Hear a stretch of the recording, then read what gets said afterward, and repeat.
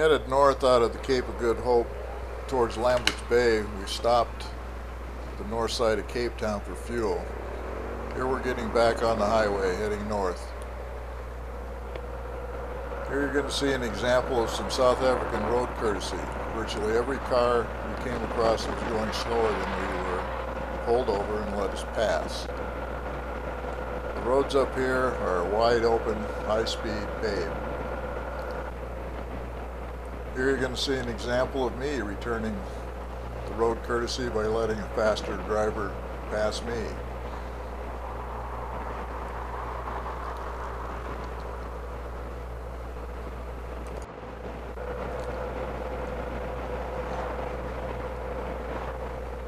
About an hour out of Capetown, we pulled in for lunch in a place called Wimpy, South Africa's version of McDonald's. These places are a little different. They have menus and waitresses.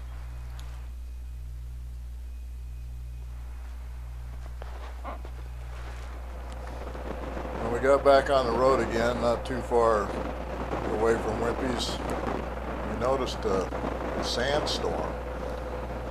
I have to say I was a little worried about going into this thing. You can see it's there's a lot of sand blowing around. Not to worry though, it wasn't too long and we were through it just a few minutes. I have to say I was a little relieved. We did run into a few signs of civilization along the way. No big cities, but most of the ride looked pretty much like this. Blasting down the road, 75, 80 miles an hour, very little traffic.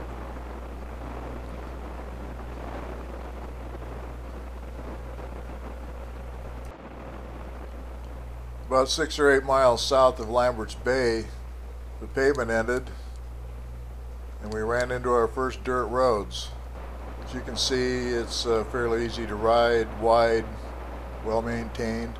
There were a few soft spots, but they were few and far between, easy to see, easy to avoid.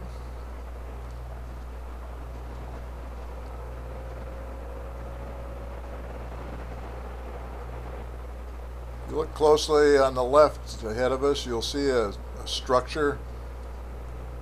The signs weren't very descriptive, but it turns out that this is a very famous, world-famous restaurant that we were to eat dinner in later that night. Here we're pulling into Lamberts Bay itself, little town, little coastal fishing village.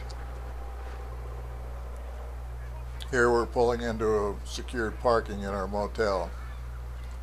Didn't take long for us to get settled in and ready for dinner at that restaurant I talked about. I can't pronounce the name. You'll just have to read about it in my journal. Another great day of riding.